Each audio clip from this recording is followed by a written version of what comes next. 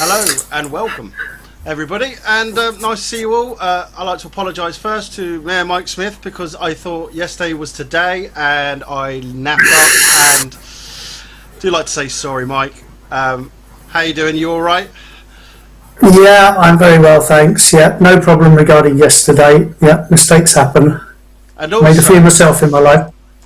We all do make mistakes, don't we? Yeah, and also a couple of weeks ago we had our interview, and again with the software and the way things worked out, I did silence you for 3 minutes and 28 seconds, which again I apologise for. I'm sure some of the audience would have preferred you silence me for the whole, but never mind. I very much doubt that. I think they'd like to silence me sometimes, especially the way I can talk too much. Where do you want to start? Shall we start with the numbers?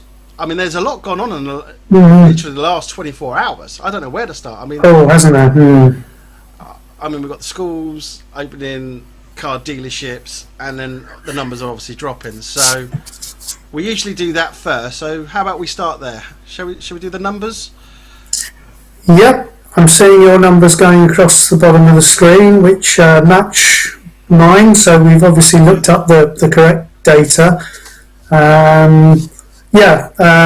Certainly numbers on a daily basis are falling, which is very good.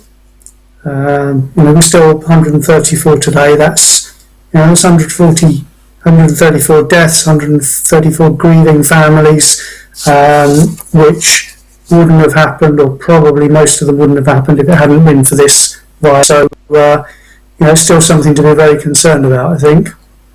Yeah, I mean, my condolences to all the families out there. I've got friends, really dear friends of the family, and also family who have actually passed away due to COVID. So it's one of those things. There's a lot of chats, people regarding, for instance, with the borders locked down in time and all that, and it's a bit like, wasn't it? We're going about it obviously with the lockdown. The government's saying that's the best way, and now we're going to be opening up.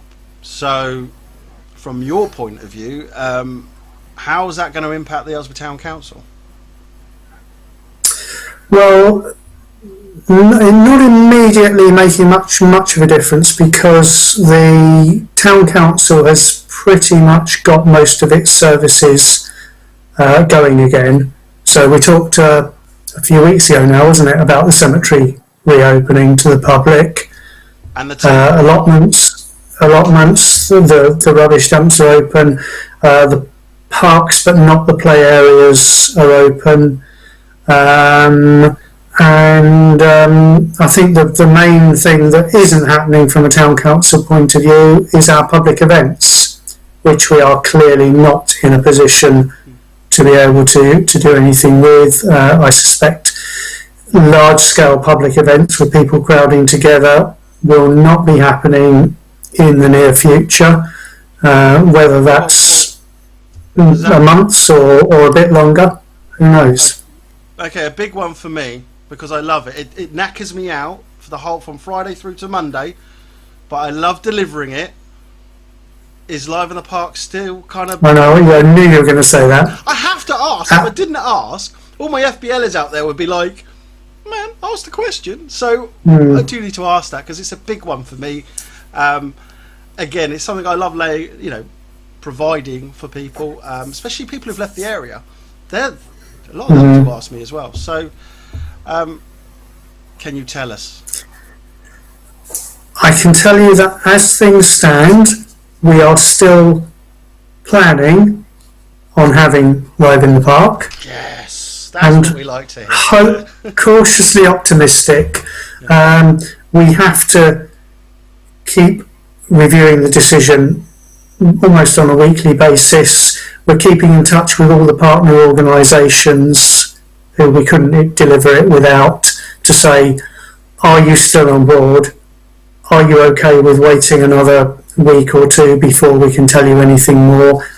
Fingers crossed, up to now, they've all been on side and they've all stayed on side, but there's obviously going to come a time and it won't be during August, it will need to be quite a while before then, that we need to say, can we deliver this?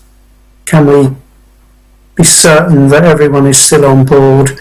Are we cutting it fine? Are we still waiting for a government decision that could go either way? And do we need to either cut our losses or go ahead and say, no, we're going to make it happen, and then run the risk of potentially, if another lockdown comes into play, we're left high and dry. But that's one of those really tough decisions. But we've got a while yet, and at the moment we are still hopeful that we can make that happen.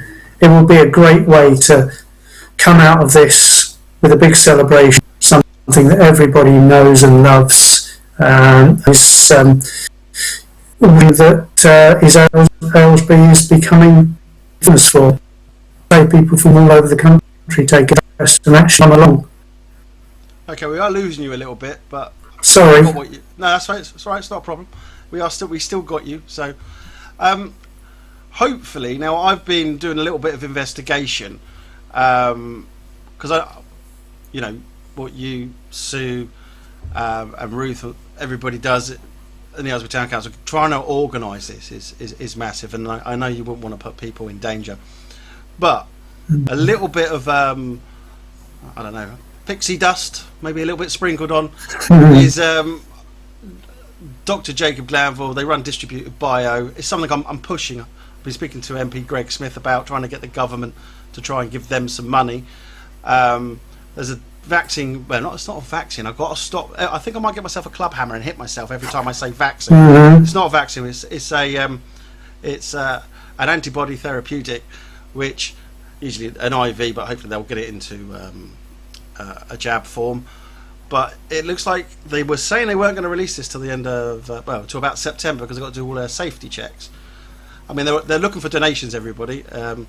Again, look up Centre Vax, donate to them, please. It'd be greatly appreciated. Well, actually, if they get their, how do I explain this? There's 3 tests that have come in so far, independent, which says it's highly effective against COVID, and this stuff works within 20 minutes. So it can also be used for the front line, for the key workers, for the carers out there. So I am chasing that. I honestly think if Dr. Jacob Glanville and Sarah Ives and all the other wonderful scientists who are working hard trying to deal with this therapeutic, what's great about it is the 20 minutes thing, is that you can, I think if they're saying by the end of August, and it could be, it ties in. I mean, Dr. Jacob Glanville, I have messaged him, he has messaged me back, so kind of like, I honestly don't understand why the governments aren't giving him any money. The Melinda and Bill Gates Foundation have given him like $873,000 or $1 million, but the rest of the governments haven't. So it is a shame. But that's where I'm pushing. I mean, the vaccine that we have at Oxford is great if you want to stay in for 8 weeks. Vaccines to me are a bit, for this, only like 80 to 90% of the population are affected. Sorry, who won't be affected, or they have mild symptoms. It's the other 10 to 20% that's the issue, and that's where this drug would come in. And actually, I think if come, let's say, the end of August, it comes out, I think it'll be a bit like a sigh of relief from everybody, because you'll just go into hospital, or the doctors, and then they will give you in, the lockdown will be lifted. So the great thing about sorry, go on. Oh, that sounds brilliant. I'm not a doctor, I'm not a scientist, but you've obviously looked into this in quite a bit more detail than I have, and hearing things like that are very encouraging. Do you know what's not encouraging, though, is that they haven't received any money from the major governments out there. We've got SEPI, we've got Accord, and everywhere I've looked, I might have, again, I'm a man dabbling in many things, trying to, look after, I say 2 kids, my daughter's 17, my son's 14, but still looking after them, still trying to run a business, no financial is just trying to get everything working, and obviously put my pots and deal with everything everywhere. And I still can't believe that they haven't got, like I've said to MP Greg Smith, just give them a chunk of change. 4 million in the pot of how much money you're paying out there is nothing. And Distributor Bio and this Incentivax, drug, what's great about them is they're not in it totally for the profit. They've had ideas like they're not part of a pharmaceutical company. They haven't had any investors in because they want to profit. They want to use it for profit. He doesn't want to do that. He wants the drugs to be available worldwide. So that's why they haven't been able to, be as big as they could have, I suppose, if they'd have had some private financial backing. But I'll keep you posted anyway. So hopefully, if Dr. James Glanville sends me something, or even updates, if you look on Twitter, you'll see some of the updates. I usually retweet some of the major stuff, and I read a lot of his stuff. Curly Jungle Jake on Twitter, by the way, if anybody wants to look. It's I just feed out a little bit and say, okay, people would want to know that, so I retweet that for him, and and hopefully build up a bit of momentum for him. So there we go. I'll keep you posted. But so at the moment, live in the park, I do love the proms in the park, by the way. Do you know what I've been doing?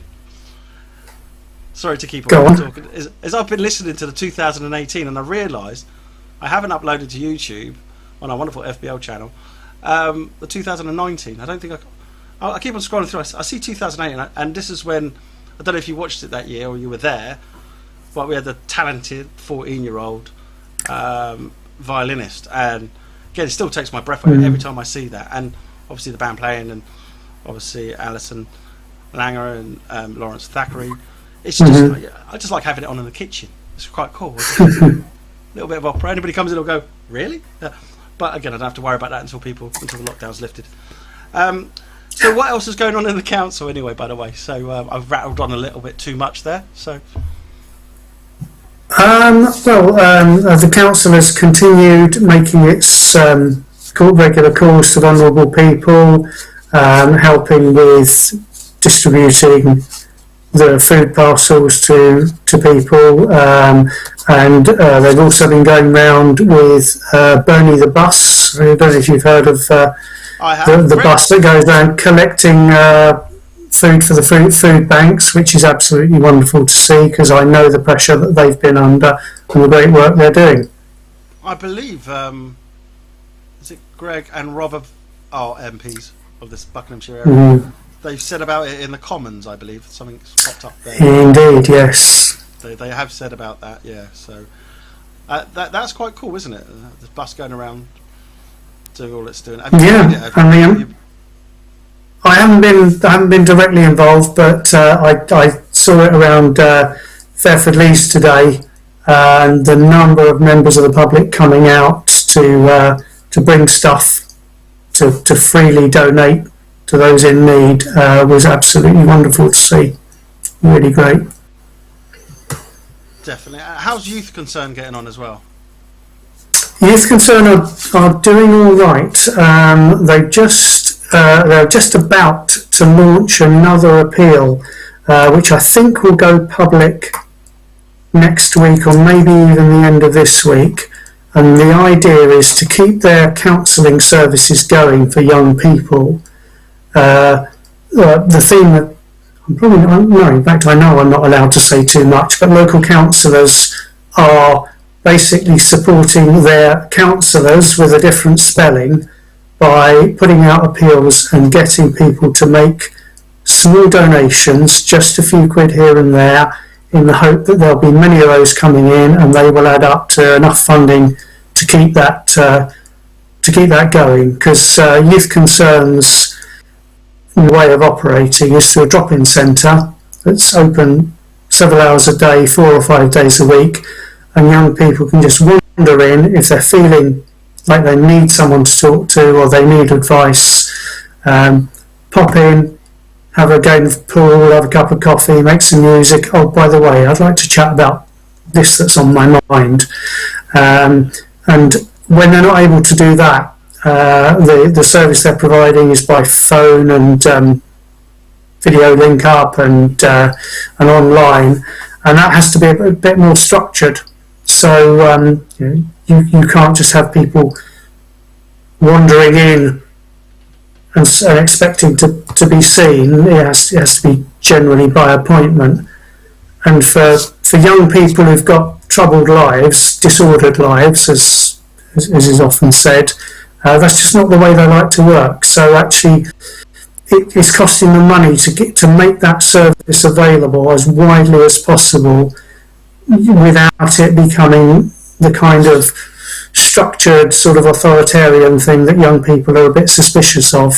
So what we're aiming to do is make sure that they're well stocked up with equipment and resources to be able to continue that service until it can be back on a face-to-face basis.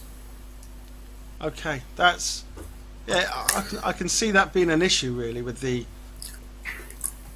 them not wanting that sort of formal way, really, isn't it? So works for some people but not for others, and they want to be able to be open to everyone, whatever their sort of way of working that suits them best. Okay. And that's all the current time. So are they open 24/7 at the moment on a telephone line? Is it literally like? Yeah, it may involve leaving a message and getting a call back at certain hours. But they're with the help of volunteers and their own staff, keep it going as much as possible. Okay, I see you on their site. I'll just bring it up. Now I'm going to do this, so I've kind of learned a little bit where might lose one thing, but I'll bring that back in a minute. So I'm going to be a little bit more hands-on. People can see how I work, and he's actually not trying to do it sneakily now, because I'm on my own. Right, here we go. So they're giving away a gift card, aren't they? It looks like £100 gift card. If you sign up and enter or something, I don't know. Mm-hmm. Can you say any more about that at the moment, or do you know anything about that? I think it's just another way of making it attractive to people that might not consider themselves the type of person that needs counselling or wants to go for counselling or even wants to talk about the thought of whether they might want or need counselling. So just a little incentive to get people to show or take an interest, find out a little bit more, and a number of them might say, well, actually, this is something that can benefit me, and then the more of that reach you get, the more people can be helped. Okay. Obviously, they haven't got... Sorry, go on. Sorry, the age range... Yeah, the age was range. that what you were going to ask? I was. 13 to 25. Okay. So even if you're not having issues, is it still worth actually going there? Because to me, yeah, I mean, that's what I'm thinking. I'm thinking I'm not being funny, but I would. Well, I wish I could. I'm 45, so I can't. But you've got the pool table there, and it's quite a nice place. I mean, I know I'll be open. I have issues with my children, and you don't listen, Dad. So it's a bit like, how do you put it? It's a bit like what after school club sort of thing, but or youth clubs, so you people in that age group, when they're open in their normal way, can go along, just have a cup of coffee, have a game of pool, hang out with their mates. It's entirely up to them what of the range of services they want to make use of. So there's no set way of operating, and that's what tends to appeal to the younger age group. And to be fair, they know the people who work there or volunteer there. They know how to deal with the youngsters. As a parent, for instance, and I can truly say this, that it's a bit, we're like the authority, aren't we, parents? We're like, just don't listen, It's like, well, I'm trying to do about 1,000,001 things here. But there, a youth club, obviously they know what they're doing, they can listen, and also, it's also nice that you might be able to help out as well, especially if you don't think you have any issues, it's a bit like, go along and mingle and see how lucky you are as well in some ways, because Mhm. I know it's a horrible thing to see, for instance, children and young people in a bad way. And again, this is why I said to you before, well, let's try and push a little bit more about youth concern, because they are our tomorrow adults basically, and let's give them some good grounding and help along the way, because it's a shame to see anybody in a bad way or upset or anything like that. Yep. Well, I couldn't agree more, Martin. Just about trying to remember some words I said on stage at Live in the Park last year when I was talking about youth concern. And if we can get some young people's lives back on track, who knows where that might lead. They could one day become the doctor that saves your life, or the life of a member of your family, or the scientist that discovers a cure for some terrible disease that we've been waiting for. We've got to invest our time and our faith in young people, because 99% of the time it's not their fault they are where they are. It might be down to family background, or, to use the old-fashioned phrase, getting in with the wrong crowd. Yeah. And that can put them on a bit of a downward spiral, but once you get them back up on their feet, confident in themselves, that's the most important thing, believing in themselves, they can go on to do great things. I believe that 100%. People, to be honest, it's irrelevant of your age. If you stay confident, it's definitely a good thing. Believe in yourself. Don't put yourself down, because there's enough people out there who do that. And yeah, again, you can bounce back and you can do anything. I mean, my mum and dad taught me as at a very young age, you can achieve anything you set your mind to. And sometimes we've all had our ups and our downs, and it's trying to explain that, isn't it? And trying to put back on the even keel, and look, it may look bad now, but actually if you can always sort things out and get yourself back on track. It's not as bad as you think. I've learned that in life anyway, so I don't know if that's the same for you, but again, yeah, I'd agree with that. I certainly, thinking back even further than you have to my teenage years, life being very confusing and impossible to work out, and feeling just I don't feel I belong in this place, in this setting. I'm not sure where I'm going, and thinking about now in this lockdown situation on my own, my head has struggled with some of this stuff as well.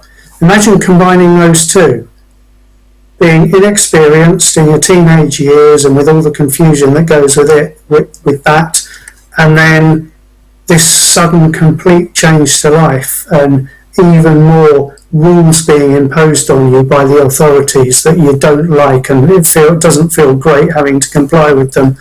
That's going to really mess with a few people's heads, so we've got to understand that and accept that and be ready to help them. Definitely. Well, let's hope Youth Concern gets a whole load of donations. I mean, again, the £100 gift card there as well, and if you're young, give them a call, especially if you're obviously feeling a little bit down and need some help. Yeah. So what else? I mean, have you been working with the helpline as well, by the way? I haven't personally. I know a few people that have, and in the main, people have been saying the number of calls have been fewer than they've been expecting or led to believe there would be, which is probably a good thing. I have certainly independently, I've been making a number of phone calls to people in the area I represent as a councillor, particularly people I know who live on their own or are older, and 90% of them are saying, no, we're all right, we've got help, we've got family nearby, or neighbours are being brilliant and helping out. But the fact that I've made a call or someone's made a call just to check in on them, and sometimes you can spend half an hour, three-quarters of an hour just having a chat because they just like to hear another human voice. And it doesn't need to be about what's going on or politics, although plenty of them have complained about potholes in certain roads, as they always do, and rightly so. So just being able to reach out and provide a bit of human contact, even if it's over the phone, has made quite a difference to quite a lot of people. Yeah, picking up the phone and having a little chat definitely comes in handy, I think, especially if you're locked inside.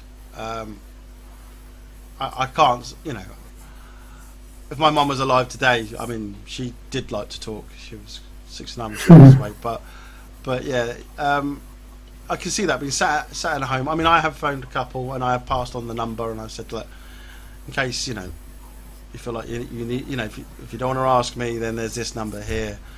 And they're like, no, I'm fine, I'm okay, I'm getting on with it. And it's like, because there's a weird thing. A lot of them I've said, look, you're over 70, and they're like, yeah, but I'm still not classed as needing to be locked away, so to speak, for 12 weeks. I'm like, oh, okay. They're in good health, so to speak. So, and also, they're just like, I'm okay. Nothing's going to stop me. I'm British. Oh yeah, a lot of them call it sheer bloody mindedness, or I think it's more 70 is the new 40 or whatever. People at that age, they don't feel old, they want to be independent. Many of them are still active and fit, and are looking after themselves, which is great to see. But it's also great to see where people need it or they're asking for it. There are still so many people coming forward, whether it's the simplest of help, like a bag of shopping, or posting a packet of paracetamol through the door because someone can't get out to get hold of. That's what they need at the moment. Just those little gestures of kindness are really wonderful to see. Good human spirit, love it. So is it? Yeah, and let's hope it carries on when we get back to normal, that people don't forget to continue the kindness. Well, yeah. I mean, there's a lot in the press about Cummings, obviously about his comings and goings. Nice one. I bet you one of them nick it later. They'll use that. Yeah, you're not in your second house because you have a different background this time. It's a bit weird, this one, the Cummings thing going on. But I tell you what, I mean, obviously, you're the Aylesbury town mayor, and you probably don't want to answer any questions about that, obviously, in your position. Well, I tell you what, go on. Go on. In a way, I'm quite glad we didn't speak yesterday, because yesterday I was still so angry about this. I think my language on the subject probably would not have been broadcastable. I am absolutely... Really? I'll be honest, I'm disgusted with the man and the way he's been defended by politicians. Really, just the signals it sends to the British public, who are, confused by the messages, not entirely sure what to do. In general, if in doubt, they're erring on the side of caution. The big three slogans, what was the first and biggest of them? Stay home. And that was the one that was still applicable during this time that we're talking about, before Stay Alert took over.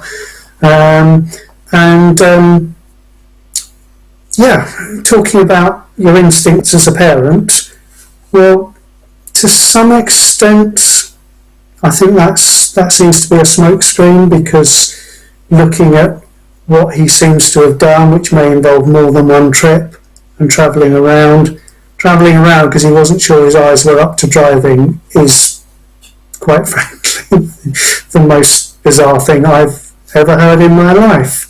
I'm going to interject just to say this is your personal.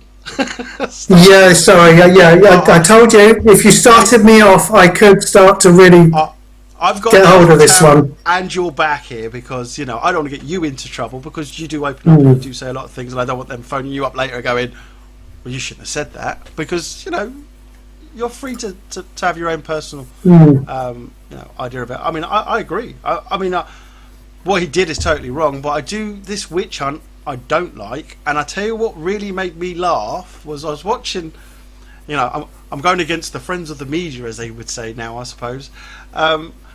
They're banging on about social distancing, they're banging on about his drive and his eyes and all that lot. If you take a look, watch the video footage because you'll see something very interesting. Watch as he comes out of his house, you have literally like 20 photographers all jostling around him, trying to take photos, and no social distancing. I think one of them had a mask on. I was like, you can't really bang on. Now, a lot of them probably are freelance photographers, and that's where it comes from. They obviously, we've got the greatest picture here, give us 10 grand because you can put it in your paper. That's how a lot of that does work. But, you know, they're using time up in the press conference anyway, the media, saying about, look, you know, having a go. And I understand it, but there is other questions to ask. There's other things to bring up. I mean, I've highlighted a few to Greg Smith, and, you know, I'm thinking, I don't know what the public are really saying. I mean, I'm not like all the major news media outlets out there. But then again, I'm quite independent and I can do and say what I choose. Unlike them, they sell for the numbers. But it's interesting. It really is interesting about how you feel. I mean, I'm gonna. Yeah, and I agree with you, Martin, that a story like that story should not have dominated the news for the whole of the weekend. But a story like that shouldn't have happened and shouldn't have broken in the way it did and be handled in the way it did. You had the Prime Minister on, when was it, Friday or Saturday, coming out and spending a lot of time covering up and defending, and then you had the man himself given a platform to do the same. In the garden. But in the Rose Garden, yeah. Lovely. Be saved for like major heads of state.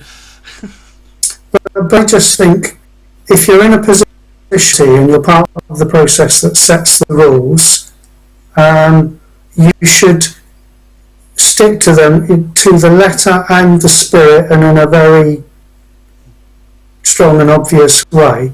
Going back to the guidance, there was something that was shown to me that said, if you have difficulties with childcare and you have no relatives living close by who can help, contact your local authority and they will advise you what to do.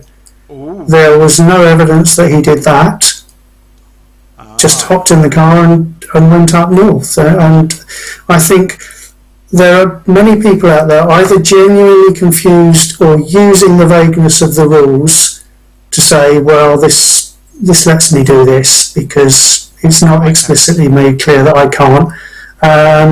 And shall we say, bending the rules or working to their advantage with them, and seeing someone like that apparently doing the same will just lead other people to say, well, I'm gonna go with my instincts. I'm gonna do what I personally think is right, and they can't touch me for it, or they shouldn't be able to touch me for it, and that's where things start to break down. And I'm quite worried about that.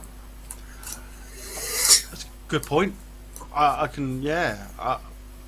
think there was a few people saying, I think they said on one of the press conferences, are they going to give back the fines they have done to people for doing the same thing? So there is a breakdown. Well, yeah, there was a question from a vicar, I think it was, and the minister, I only heard this second hand, but the minister said, oh, we'll consider that. So you end up with retrospective legislation changing because of the actions of one man, whereas I would say, well, if the legislation has been interpreted and so many hundred people have been fined because that was considered to be wrong, then surely that one case that we've been discussing this week weekend should have been dealt with in the same way, but apparently not. It leads to a complete turnaround and changing the rules. It's getting very messy and sort of anarchic, and that doesn't feel like a good thing to me. It doesn't. I'll tell you what's interesting. Yeah. Is I did contact Number 10 regarding getting onto the press conference, and I was told I am not like a major media outlet, so no. I thought, oh Really? What an insult! That's a very, very wrong. Yeah. Mike, nothing stops me. I'll get my info. I'll get there eventually. But well, I find that interesting when you consider that I've interviewed an MP, and it's a bit like, I don't know, I probably got somebody on the wrong day. I'll phone up again because I have a few questions I need to direct straight to the horse's mouth, as I call. But yeah, people contacted me in regards to a lot of the stuff I have asked MP Greg Smith, and it is people do feel, I don't want to be known. It's quite interesting how people feel they still can't give up their information because they're worried about their jobs, even though the government turned around and said, bring up your information and nothing will happen. It's like, yeah, really, there is still people, their jobs will be at stake, and they are worried about it. And I do the things that I've been told would scare you, and literally you'd be no way. But so I'm going to send an invite to you at some point when I do this chat show. I think let's get okay. There's quite a few things there which people are saying to me, can I do this? Can I do that? And I'm like, well, I have to get the software to do this sort of thing that they want, but I will do. And maybe you can join us at some point. But it's very, very nice that you're being, bringing it to the front exactly how you feel, because being a mayor. Yeah, well, apologies for not apologies for the rant. I wanted to. That's my opinion on the matter, and when I'm asked the question, I'll give an honest answer. And I think as an individual citizen, as well as a politician who also happens to be the mayor and therefore has to be completely apolitical, I'm still entitled to an opinion on something that I know a lot of people feel very, very strongly about. They do. Well, judging by the way it's going in the press conference, it's definitely a thing. Are they fueling the fire is one thing as well. I'm just trying to stoke people up. But like I say, he shouldn't have done that as far as I'm concerned. A few people have said to me about sacking him, and I'm like, yes and no. I know he's in a position. I'd rather see him stand in front of everybody and have to explain himself, as in front of the cameras on live, because as soon as he says, stay alert, it'll be like you did, and I just think that'd be quite funny and interesting. Sack it. I do think in the world that we live in, especially when the press are involved, it's very quick on let's sack the person, rather than let's give the guy a second chance. He might actually turn around and say he's sorry, but if you end up sacking him, then apparently he gives a lot of information to the to the Prime Minister, so he's there for a reason. But there's no way he should have done what he did. Yeah. Okay. Well, as they've been saying, let's move on to and I think we it's right to move on to questions that are genuinely more important. But sometimes I think that the way the media is these days, with sound bites and rolling headlines that last for 5 seconds, and let's move on, it's time to move on, is used as an excuse to not really ask the question as thoroughly as sometimes we would like. So, I think when it comes to setting an example, good or bad, from someone in a very high-profile public position, it's right to ask questions and expect honest answers. Yeah. But we'll see. We will. Okay, moving on then. I've really not got much else except for probably all the services are probably back to normal, are they, with the Aylesbury Town Council, as far as you know? Yeah, yeah. Grass is being cut, bins are being emptied. The as we said earlier, is that Bucks County Council, that one? That's the county council. Aylesbury Town Council provide litter and dog mess bins, but it's the other council that actually empties them. We've gone from 3 councils to 2, so there's still a bit of scope for confusion. But I think the things that really matter most to people are up and running on the best basis possible.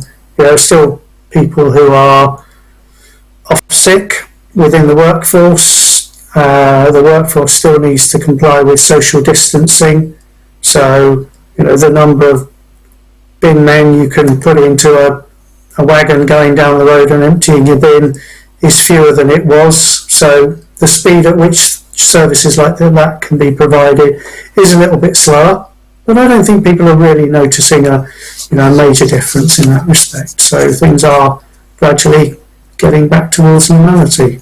I've not noticed any difference, except for me losing days and doing my interviews a day before time. Once again, I apologise.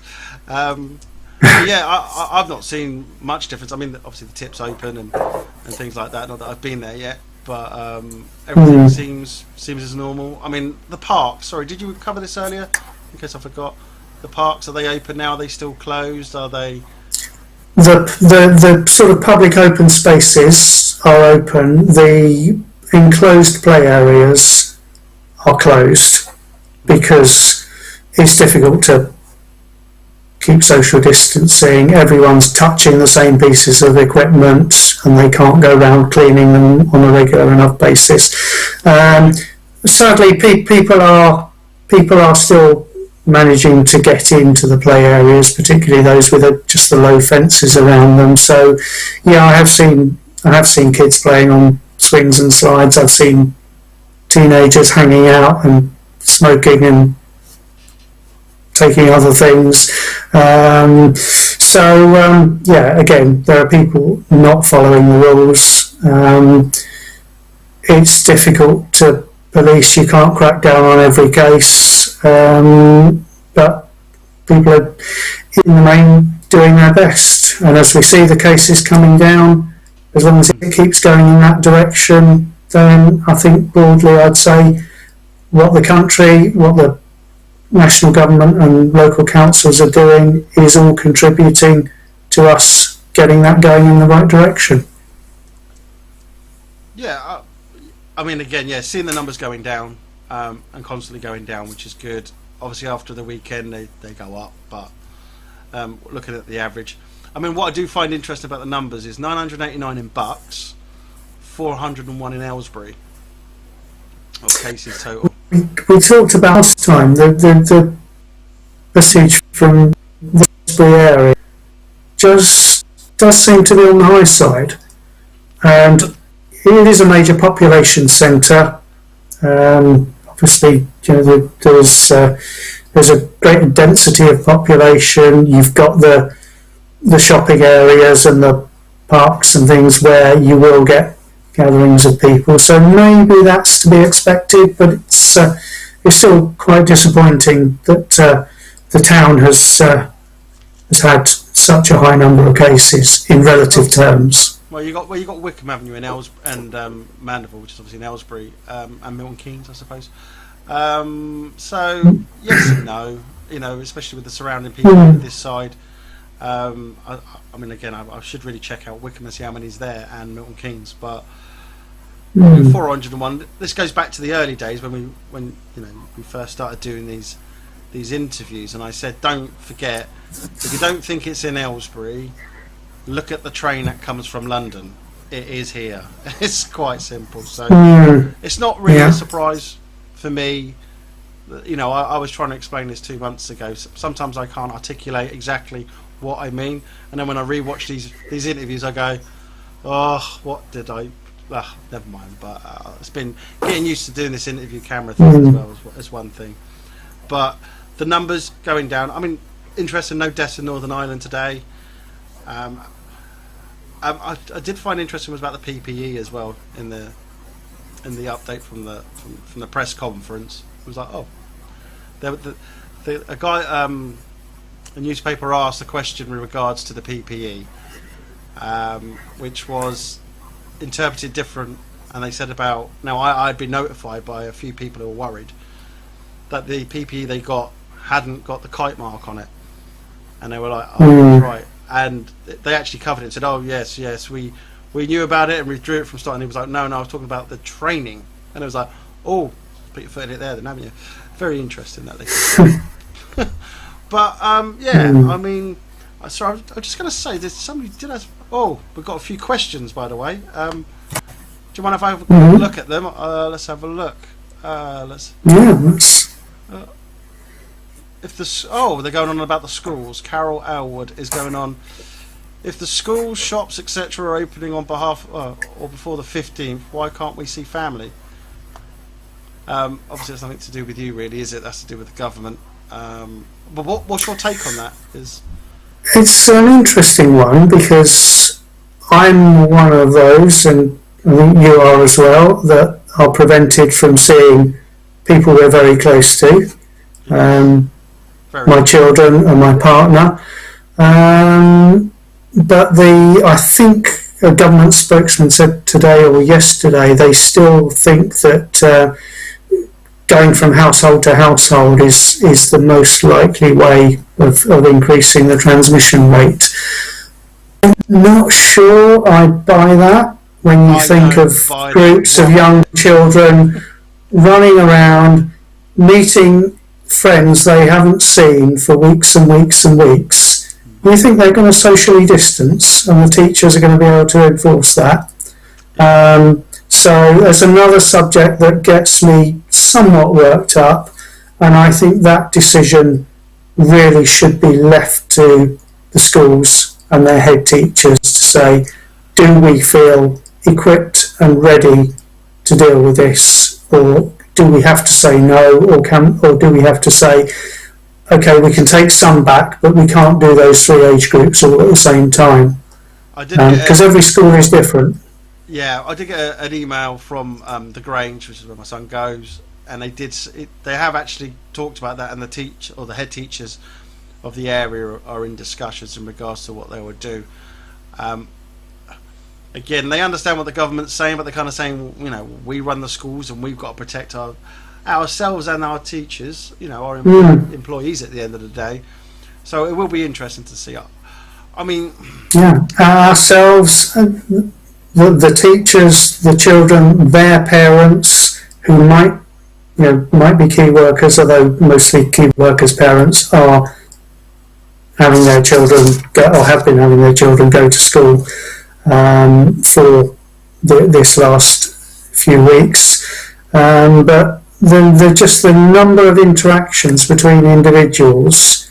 We talked about the rate at which this multiplies up, and I think it's not their fault. They want to be children. Yes, boundless energy, and that's what they're going to do. And I think to say you can't go and hug your friend or have a whispered chat to them the way kids always do, you have to sit in your allocated space even at break time, and you can't run and play and do this. Kids are going to find that impossible to comprehend. Let's be honest, quite a number of adults don't seem to be able to comprehend it very clearly. I was going to say, going back to a certain person we were mentioning earlier. So I personally think it's a stealth.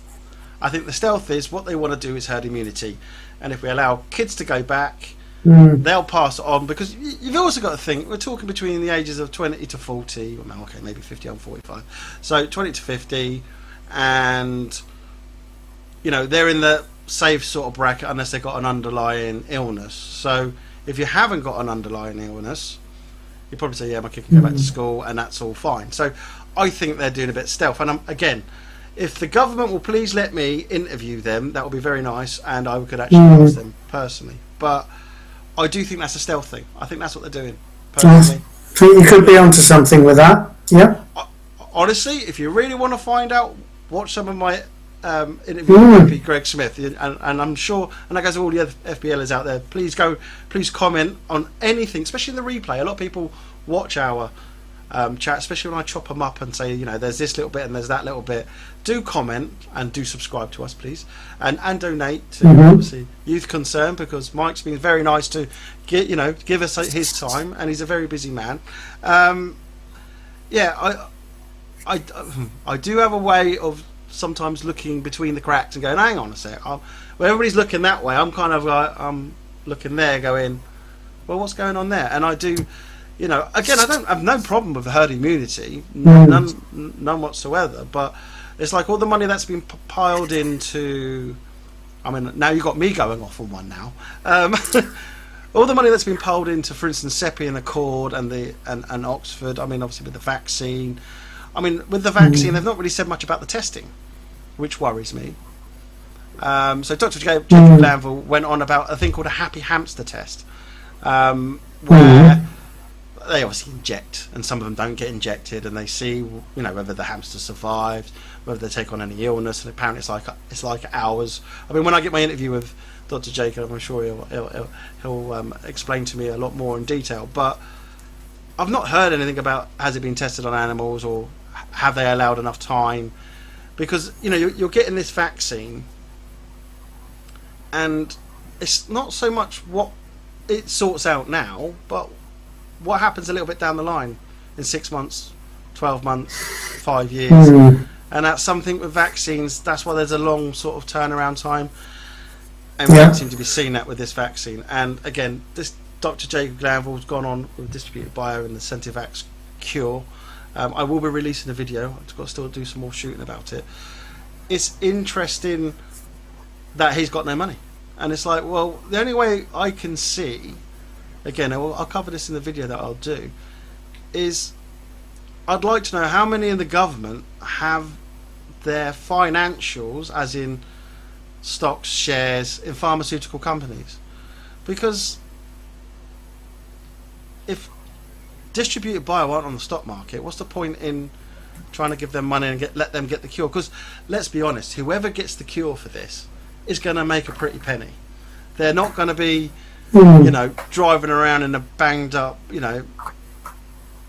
10-year-old car, are they? They're going to they're going to have that Tesla at least, especially if they think a lot about the environment. But I mean, not millions, billions has been poured into these pharmaceutical companies, and the thing is, Distributed Bio are 2 years in front of everybody else on the influenza. It was covered in the Netflix documentary series, and it's like, why isn't he getting any money? And everybody I see on the Twitter, again, it's Curly Jungle Jake, if you want to follow him on Twitter, people are saying, why isn't the press picking this up? And I'm like, well, I'm not really the press, but I am. I'm kind of like this independent broadcasting company. What? Are you banging something? No, sorry, that was me writing Jungle Jake on my pad. Sorry. Oh, right. It was too close to the microphone. It was. I was like, what's going on? Again, follow FBL Broadcasting on Twitter, and you'll be able to see he's on there. I usually retweet his stuff. But yeah, really, really, really weird. And you just got to ask yourself, why is this money? Why is there no money going to him? Why is Accord and CEPI? And I've looked at CEPI, I've looked at Accord, and I can't find nothing. And I find that really strange. And again, I hear on the press conference, we're looking at. I mean, I don't know if Greg had said something to Whitty, but I did say, make sure you educate the guy. But they started mentioning therapeutics, and I was like, oh, hello. Any minute now they're going to say they're looking at this company, and I mean there's others as well who do therapeutics, to be honest, but the cure is out there. And again, going back to the vaccine, if 80 to 90% of the population is not going to be affected, as in it's like a cough, cold, you might feel run down a bit, you don't need hospital, I'd say, you don't need to go to hospital. Why do I need to take a vaccine for that?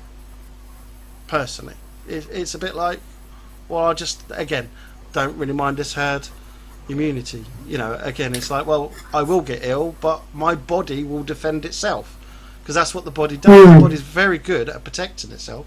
Don't get me wrong, if you're going to have a vaccine to for polio, for instance, which once you've got it, I think you've got it, and there's nothing that can reverse that. So a vaccine's good.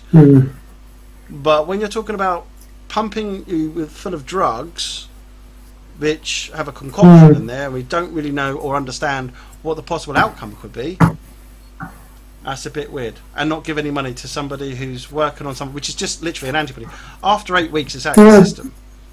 Very weird. But I get that. We have a flu vaccine, but we only give it to those that are most vulnerable rather than everyone. And what you're saying is along similar lines. And about the money going to a select few companies.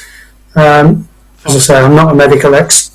Yeah, I'm not a medical expert, but surely the more people that are looking into this from as many angles as possible, so the money should be distributed to, people like those who are pursuing other options, which may or may not be more effective and have less risk. So why not consider it? Again, 3 out of the 5, actually I think the 4th one's in now, which is independent research. One of them is the military, by the way, for this Centrevax. And we're talking 4 of them saying this is high. This is a high idea. High idea. This has a neutralizer, very high at neutralising the COVID. So in other words, yes, it's the cure, but there's still a couple of more things that needs to go through for testing before we can call it a cure. But it's all looking so positive. And I mean, again, I should stop saying, you know what I mean. It's weird. It's just really weird. I'm trying my best to push out this information and try and educate, for instance, our wonderful government into, step up and sideline that money, because distributed by Dr. Jacob Glanville and Sarah Ives. They've stood there on a documentary and said, yes, this is what we're doing. I mean, they were on there before the pandemic, and what they're actually were doing, we're working on influenza, and then what this therapeutic would do is, I think only like 50% of the people who have the jab for influenza, a vaccine, it actually works for anyway. But with theirs, it's because it's the actual antibodies that attack. And I can really go into depth now and say the way that their therapeutic will work is it attaches to the little bits that come out of the virus, and it clogs them up so they can't attach to other cells. So that's how this works. But very weird, very weird. But again, watch them on Twitter, or not watch them, follow them on Twitter, same as us, FBL Broadcasting. I've banged on, haven't I? I've carried on talking. Yeah, we've both had our soapbox moments tonight, haven't we? I think we have done over the last quite a few of our chats. Is there anything else that you want to rant about before we call it a day? No, I think that's been a good session, and it's been good that you've promoted youth concern again. We've had our say on the issues of the day or the issues of the weekend, and hopefully people are interested in what we're saying, and I'm always pleased to see questions coming in. Yeah, actually, I'm glad you said that, because I only answered one of them. Actually, this Carol, she's actually put, "Can you see my questions?" Sorry. I'm glad you said that, because we went on the one question and I went banging on. She's got quite a few questions here. Okay, we covered the celebration. She's asked, once all this COVID rubbish is over, are you and the council planning a proper celebration of any sorts? Yes, we are. That would be, well, it's not me. I will try and obviously publicise it, but live in the park, proms in the park, that seems to be I would say the place to go, isn't it? That's our sort of flagship. That's the one that is the one we're all aiming for. The big release from the weeks of tough times. It would be great to celebrate with music and fireworks and people enjoying themselves. Yeah. Going back to Carol here. why aren't people who have had COVID in their home not being tested following their death? I mean, she's lost her brother, yeah, aren't people being tested in their home? Why haven't we been offered a test to put my mind at rest? I mean, that's really not for you to really deal with, is it? That's not your side of things. That's really a question for government. But yeah, testing has been, it's almost became a political football when the target of 100,000 was aimed for, reached, then missed, then reached again, and oh yeah, I remember that. We don't know what does that mean in terms of how many people have had how many tests and how many have been sent out and how many have been completed, and what has that actually told us? Has that made us as a country feel safer, or have we learned information that we're now acting on, or is it just one of those graphs that appears on the screen every day, and as long as it's going in the right direction, whether that's up or down, everybody's happy and they're not really reading into it what it really needs to mean? Well, what we really need is an antibody test, and I forget who it is who does that. That is something they're looking at. You need a test that tells you whether you've had it, you've never had it, or you've got it. That's what they really need. And trying to, I mean, you've got the false positives. I mean, at the moment, the test that they do tells you at that precise moment in time you haven't got COVID. But you also need to be tested a few times before they can confirm, yes, you have got COVID or you haven't got COVID. That's where the false positives come in. And, if you're in hospital, I think they test... A guy in Japan, anyway, he said they tested him about 4 or 5 times. He was on a boat out there on a trip. And he explained that before he could come back to England, or they wouldn't even let him out the hospital, out the room, until he had 3 in a row that showed he hadn't got it anymore. So really, with the tests, that's one big thing I've said to my girlfriend, for instance. Really, we shouldn't, the idea of us meeting up is only once that antibody test comes out should we, and only then, consider the possibility. Because it's I might have had it, and a lot of people said about back in December, a lot of the bugs went around, and they were pretty. I mean, I know I didn't feel too good over Christmas time, and I have a few mates who were the same, and they're saying I think that was COVID. So we could actually have the antibodies in our body, and again, the thing about the vaccine, we could be giving people a vaccine who don't need it. They've already had it. They didn't even know they had it. So wasting money. There we go, wasting money. Let's have a look at another. Yes, Carol, we can see your questions. I don't know what we got here. That was about the test. Oh, the food bus. When is it, by the way? The food bus, by the way. How can you, as an adult, get involved to help the kids of the community who have access to youth concern? There we go. That's a good question for you, Mayor. Oh, yes. Question from the public. I hereby state. Well, I suggest contact them via their website. Mention what time and skills you have available. I mean, obviously, working with vulnerable young people, understandably, people need to go through CRB checks. They're not called CRB checks anymore. I can't remember what the new abbreviation is.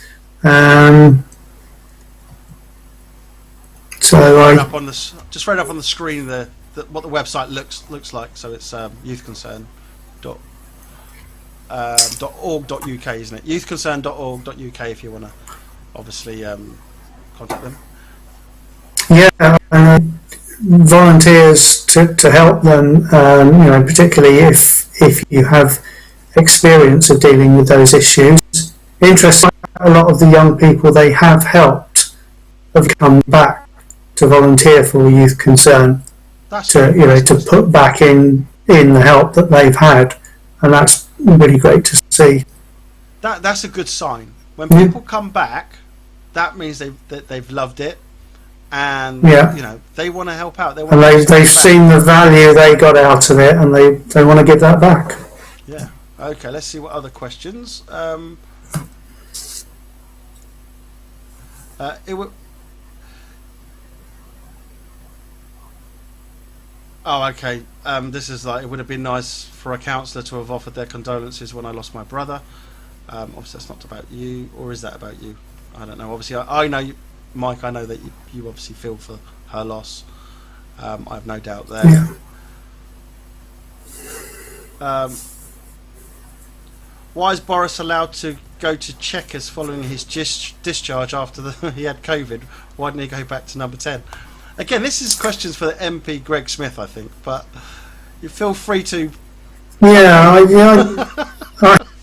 at the time, I remember that happening and thinking, well, it's interesting that people in a privileged position who've got the option of two homes, as Mr. Cummings had the option of going to his parents' place. There's a lot of people that aren't in that position, and I think it's a lot about the signals that are sent by people in very public positions to the rest of us. So yeah, that was a few weeks ago, and again, the news agenda has moved on very quickly, hasn't it? We'd almost forgotten about that, but it's probably not dissimilar to the thing we've been talking about earlier on. Yeah. Again, so I was reading some more of our questions. Just as I said, is it an open forum? Oh, can you have a barbecue for up to 10 as long as you stay in the garden? Yeah, so I suppose that Boris at the back of Chequers can have a barbecue because they can social distance. But yeah, I mean, what's your take on that? Okay, I don't know about the rules around visiting another household. I thought that included going to the back garden of somewhere. So when I made contact with my kids over the weekend, I walked from my house to Bedgrove Park, which I found is actually an hour's walk, and it was pretty warm out there, and we sat in the open space, more than 2 metres apart, and yeah, part of you thinks, well, actually where my kids live, there's quite a big back garden, we could have done it there, but the rules say don't go to another household, so I'm trying to abide by the letter of the rules, as I think most of us are. Do you know what? I think if you can go to a park and be socially distanced, then if you've got a big enough garden, I can't see an issue with you. I mean, I know people who've said to me, well, I've gone to see such and such, but I've sat at one end of the garden and they've been at the other, because you know, it's I don't see the difference. So it's like, yeah, I can understand that. I do think, especially with the comings and goings, of it's a bit like. I mean, I have a big issue with. It sounds like you're getting enough grief about the economy, so let's open up business. Let that, you know, let people go to work. But really, before all of that, it should be like, first of all, let's open up the family thing. And yes, I know for a fact, a family member would not put me at risk if they thought in any shape, way, or form they would make me ill or they were ill. They'd probably say, I don't feel too good, I might have COVID, don't come over. But I know for a fact people at work, especially if they're told they've got to go back to work, will be like, oh, do you know what, I don't feel too good, but I'm just going to go in, because if I don't, I'll get the sack. And then before you know it, it'll be interesting. I mean, track and trace isn't up and running in the mainland at the moment. It is in, obviously, the Isle of Wight. But when it comes over, it'll be interesting to see where all the links up. Will the government give us that information? That's another thing. I mean, they're going to start knocking and phoning people and sending them alerts in regards to that. But for you, as a parent, basically, you know, would you, you know, like I said, they've got a big enough back garden. I could do that, couldn't you? To me, that would feel no different to what we do at the weekend, meeting in a park. But if a medical advisor or scientist tells me that's greater risk, then I'll accept that and I'll act accordingly. I think you need to start. Yeah, it's when the signals are. There are two things that look broadly the same to most of us, and one situation is regarded as against the rules, and the other is regarded as within the rules. So again, back to the comings and goings we were talking about. That looks like the same sort of thing that a lot of people were fined for, but in one case it was perfectly all right and reasonable. So no wonder people are getting confused by all of this. Yeah, and to be honest, when you start treating people like adults and make their own decisions, I mean, nobody would put somebody, and they wouldn't do it themselves, put themselves in danger. I mean, if somebody goes around somebody's house and says, I'm coming round, they'll go, well, I'm not going to open the door because, I'm self-isolated for 12 weeks. But there is the other bit of standing at the other end of the garden. I mean, there is no different than going to a common or a park or somewhere where you can be 2 meters away and also in a garden. I mean, judging by the new house builds now, if you don't have that much money, you get a little square box of a garden. So really, that might not be 2 meters, but at the end of the day, there is some big gardens out there, as in council estates and everything, and it's it can easily be adhered to. And them saying, look, don't go into somebody's house. Understand that. I mean, there is the toilet scenario, I suppose. But start treating people like adults. They should really turn around and say, look, use a bit of common sense. If you go into somebody's house, that's going to be it. If you want to see family, you can. Bearing in mind, you could make them ill. I think that they'd get a few plus points to the negative points that they've lost for a moment. So maybe, yeah. Oh well, we'll see. Is it next weekend that there's going to be more announcements on things changing? I believe so. I lose track of the number of weeks. It's every 3 weeks, isn't it? Although this weekend was the announcement about shops and things. Yeah, this Thursday I think review whether they give back. That's it. Yeah. Yeah, this Thursday they got whether they give back to the Commons. Obviously, the privileged access they've been given. On the 1st, the schools are opening. So if we go back a few years for you, would you allow your kids to go back to school? To put you on the spot. Personal, nothing to do with the Aylesbury Town Council, obviously. Okay. At this moment in time, let me think of. I'm looking at my wall. There's a picture of my kids at around about 5 and 8 years old, and just remembering what they were like at that age, they'd be all over the place and all over people.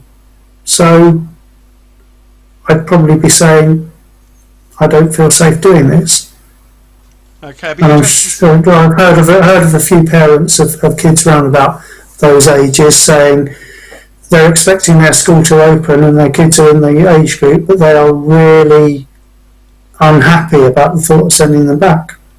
Yeah, I am. And as much as the decision should be with the schools as to whether it's safe for them, it should be with the parents as to whether they feel safe with what they're doing with their kids.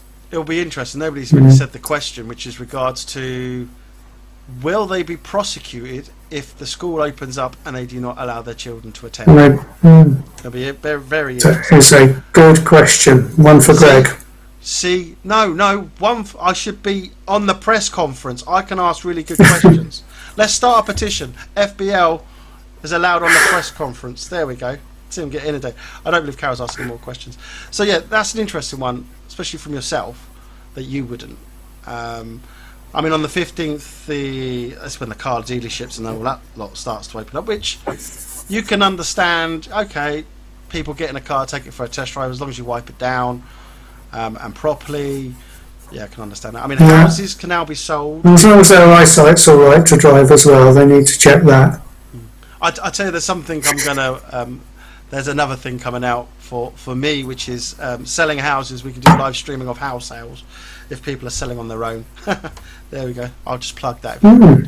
Well, to me, it's something I was. Again, it's building too quick for FBL. There's a lot I need to do and a lot I need to organise, but I'll throw it out there now anyway. So if anybody's watching, if you're selling your house, especially if it's private, a private sale, you don't want to get involved in estate agents. FBL can be like an estate agent. We can actually come and allow people to do this interview thing. We can go around the house and we can let you see what we do. You know, let you see every nook and cranny. You can put messages up like Carol has put thousands of messages, it looks like. Thank you, Carol Alwood. Very nice of you to do so. And anybody else, don't forget you can comment and don't forget to subscribe. But yeah, that's something I will be pushing forward with. But it's that social distancing thing I know people are worried about. But I know a lot of people are starting to sell houses themselves. I've been speaking to a good close friend and seeing if they can help me out because I used to be an estate agent. So it's a bit like, would you help me out? And they'll be like, oh, I could be a consultant. So, because to me, I think when okay, no disrespect to estate agents, but I don't think they always tell the truth.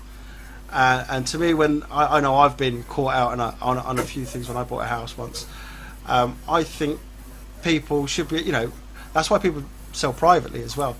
They don't trust estate agents, and you know, and that's fair enough. I mean, it's like, you know, people talk about lawyers and MPs and stuff like that. I mean, somebody put a little thing like liar about Greg, and somebody had put a lot of swearing on before that one, and I took that one off. If you're going to swear and be nasty about anybody who comes on any of my shows, I'm just going to beat you off. I'm not even going to answer you.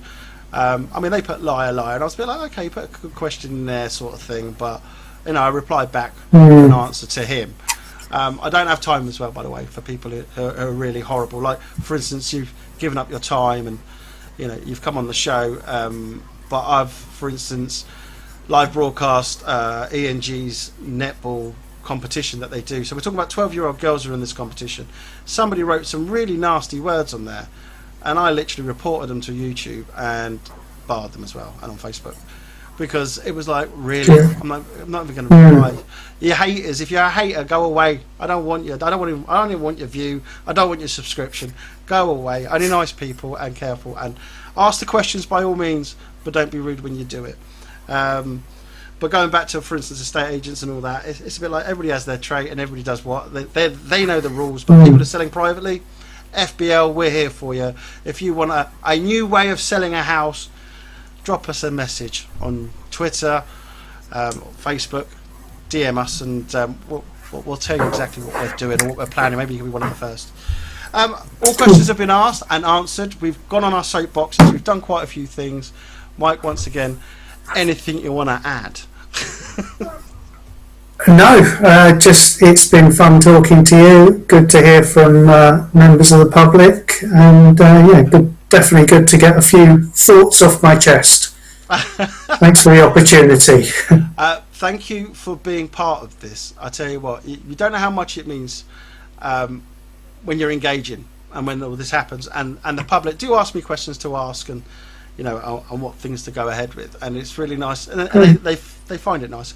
But again, if you're watching this, especially on the replay as they call it, do comment. We will come back next week or 2 weeks. Last week I was on a training course, by the way. If you haven't seen it, FBL 2020, go and watch that, and there's a little video how I won the book.